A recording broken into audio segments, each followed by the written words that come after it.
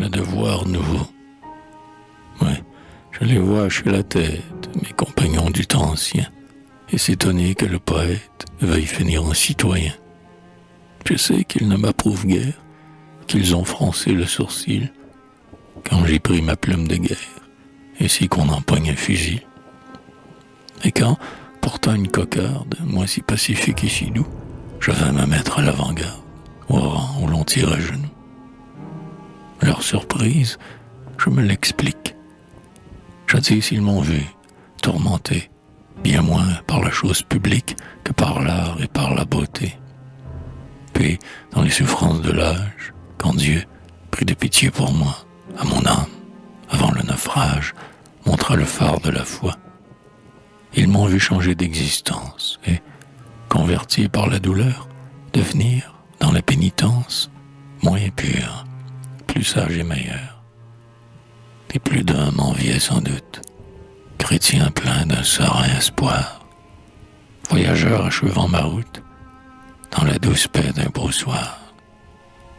Poète dont l'œuvre dernière montrait à son siècle étonné la reconnaissante prière d'un pauvre pécheur pardonné. Et vieillard dont le front s'incline, voyant, dans le champ du repos, briller une clarté divine entre les pierres des tombeaux. Il m'enviait, tous ces sceptiques. Et profond fut l'étonnement quand, dans les luttes politiques, je me suis jeté bravement. C'est son bonheur qu'il sacrifie, disent-ils, ne pouvant savoir qu'avec la foi dans l'autre vie, l'homme accepte un nouveau devoir et n'a, pour le fuir, nul refuge, quand il se sent et pour toujours responsable devant un juge dont les arrêts sont sans recours. Ces gens à mine satisfaite, je serais aussi calme qu'eux si j'étais encore un poète, égoïste et voluptueux. Mais tout est changé dans mon âme.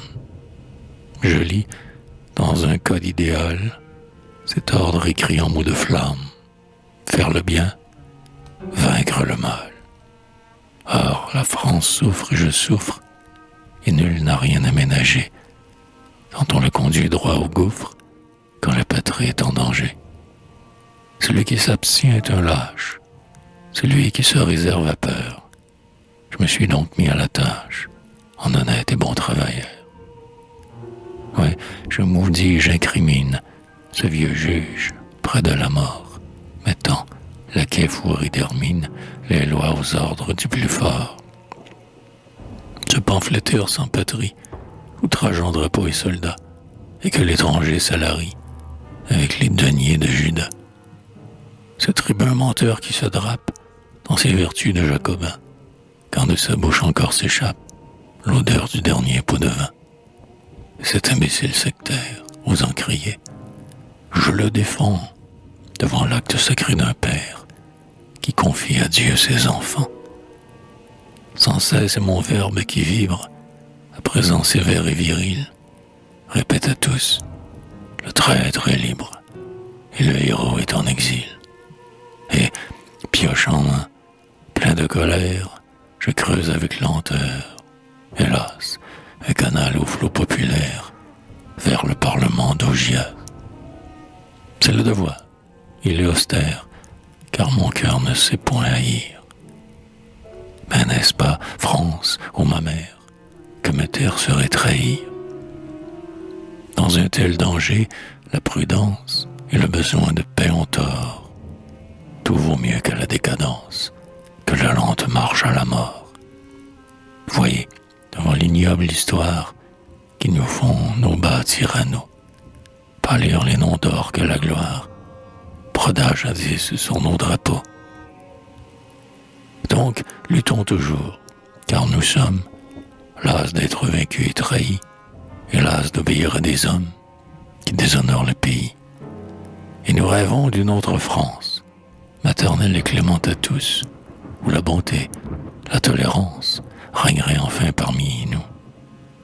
Ah, qu'elle serait grande et belle, citoyens, si vous le vouliez, cette république nouvelle des Français réconciliés. Oui, devant la démagogie, devant nos maîtres prêts à tout, pour garder leur place à l'orgie, on doute d'en venir à bout. Mais deux forces sur notre terre restent intactes pour le bien, l'esprit de devoir militaire et de sacrifice chrétien. Nous sortirons, je veux le croire, de la honte et du désarroi, par la prière et la victoire, le patriotisme et la foi. Je garde l'espérance heureuse d'un chef, d'un général vainqueur, suivi sur la route poudreuse d'un soldat qui chante en chœur. Et dans un rêve d'épopée, je vois le sauveur de demain faire le salut de l'épée à toutes les croix du chemin.